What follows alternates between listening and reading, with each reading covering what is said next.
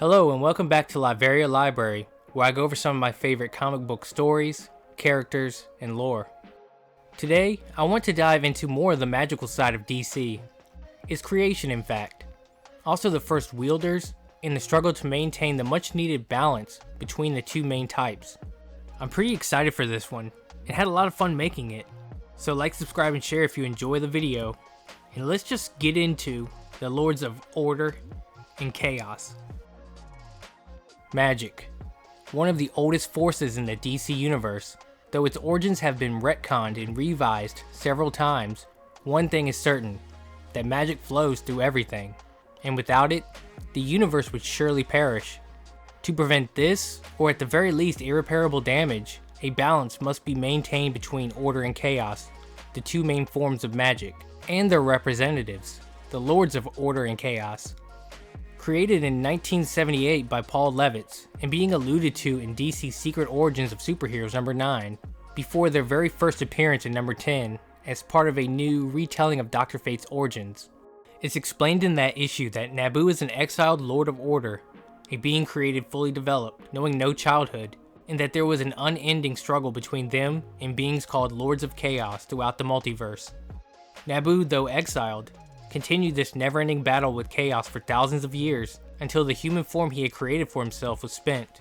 Having nothing else, if he wanted to continue this never-ending struggle, he would have to find a vassal, aka a human body to work his magic through, which is where Kent Nelson comes in. Later, this origin is expanded upon, mainly through Dr. Fate comics. We learn that the Source, or Light, had gone unnoticed by the Great Darkness, a being born before the universe.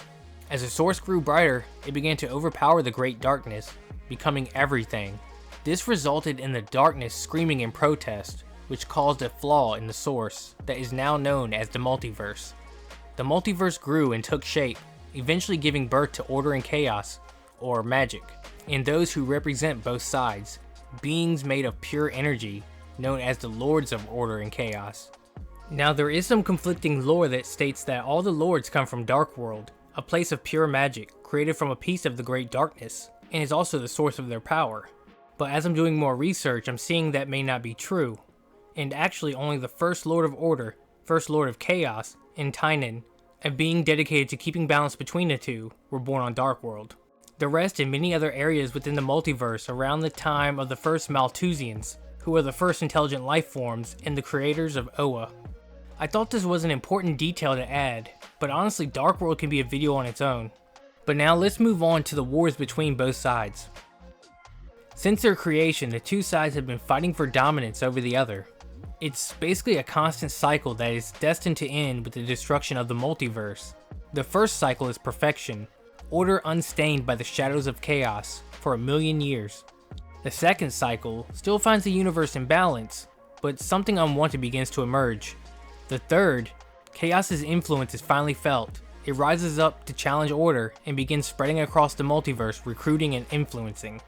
Things stay this way for 864,000 years, until finally, Chaos emerges victorious, eventually bringing about the end of everything. This almost came to pass during Crisis on Infinite Earths, which made the Lords of Order realize how tired they had grown of this unending war, and how pointless it all was. Because the death and rebirth of the multiverse was inevitable, and with it, a fresh start that was much needed for mankind. The only one who disagreed was Nabu, who couldn't bring himself to allow billions of lives to be extinguished. The other lords thought he had lived among the humans for too long, and it had made him sentimental. He had forgotten his purpose to serve order. And in their eyes, letting chaos destroy everything would bring about a new cycle of creation and a new golden age of order. But Nabu still rejected this. It was the Lords of Order's job to defeat chaos, not give up and let it win. So having no other choice, Dr. Fate would be stopping the spread of chaos on his own. Unfortunately, his host body Kent Nelson had become weak after 40 years of fighting the Lords of Chaos, pretty much non-stop, which wasn't news to Nabu. He could feel it for a while now, and had already prepared a new host body in the form of a boy and his stepmother, Linda and Eric Strauss. Typhon, a Lord of Chaos, took advantage of this opportunity, stealing the helmet of fate for his own corrupted disciple, making him the new Dr. Fate and amplifying Chaos's influence, speeding up the destruction of the multiverse. But thankfully during a battle in Egypt where humanity began, Linda and Eric are able to merge, becoming powerful enough to defeat Typhon and his disciple, putting off the end of everything for a little while longer. This story shows that although the Lords of Order are portrayed as a side of good, all shiny and gold, they are not. Bringing order does not necessarily mean heroes to serve the greater good. They are beings older than the gods and far more powerful. They care of nothing but defeating chaos and will do whatever they need to accomplish this. And yes, that includes Naboo. Just like the Lords of Chaos, who are also neither good nor evil, Naboo and the others will seduce other magic wielders to serve their cause. For example, Kent Nelson was recruited as a child.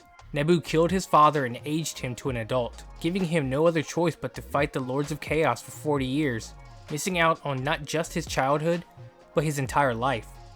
One of the more famous examples was Hawk and Dove, who became vassals for a Lord of Order and a Lord of Chaos to prove both sides could work together, amplifying their speed, strength, and reflexes, which, if you know their story, you know doesn't end well, but I will save that for another video. As you can see, the Lords of Magic cause tragedy and loss pretty much everywhere they go, all for order and chaos being their justification. One constantly trying to overpower the other, with innocence getting caught in the middle when they are supposed to be maintaining a balance. But it would seem the one who actually brings a somewhat balance to the universe wouldn't be the Lords, but the spirit of vengeance himself, the Spectre.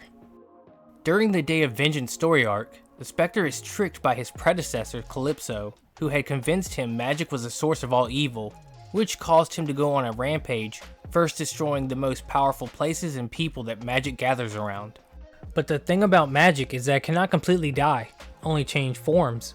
What the Spectre was doing was breaking magic back down to its original form, stripping from it all the incantations and all the spells, basically all the order, bringing back the chaos that once ruled, and we all know what that meant.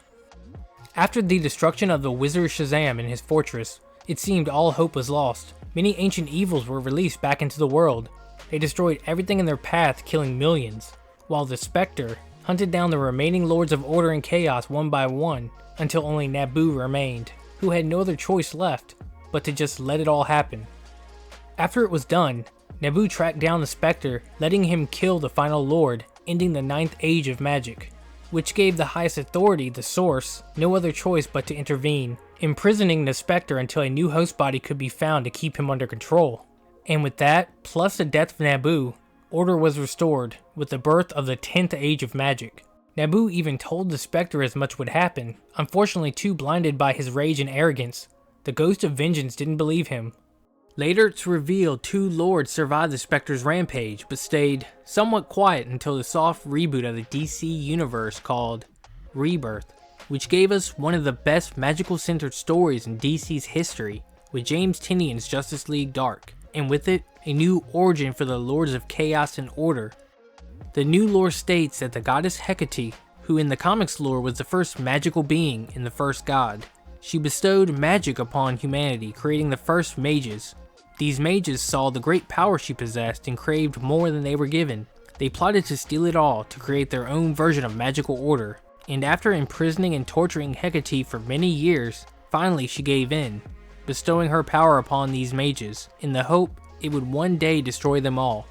But this power grew until they all ascended to a higher plane of existence, becoming lords able to control the magic that flowed all throughout the multiverse. Though I don't think this origin is set in stone. I've been seeing some stories as I read and research for this video that have been written after Rebirth that reference the Lord's original origin. It's just as I said at the beginning of this video, the origins of the Lords of Chaos and Order have been retconned and revised several times.